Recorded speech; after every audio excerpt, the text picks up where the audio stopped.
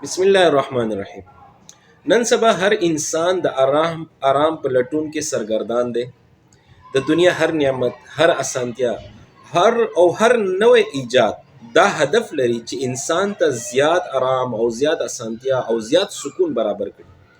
خو حیران کوونکې خبره دا ده چې څومره چې د آرام وسایل زیاتیږي، حقیقي سکون ورکیږي.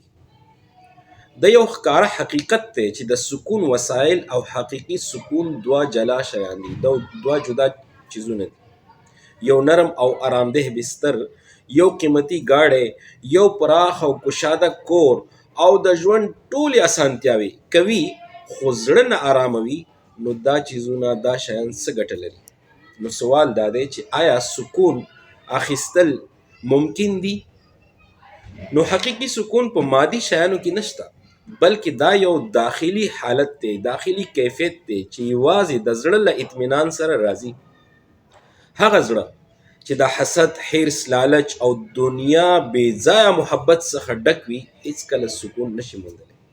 لکه څرنګه چې تږی د سمندر اوبو د لا زیاتو تندې سبب ګرځي، همداسې د دنیاوي شیانو بې حده خواهش هم انسان ته نور اضطراب ورکوي. الله تعالی په خپل پاک کتاب قرآن مجید کې فرمایلی: الا بذکر الله تطمئن القلوب، یعنی خبردار، الله په ذکر کې د زړونو سکون دی.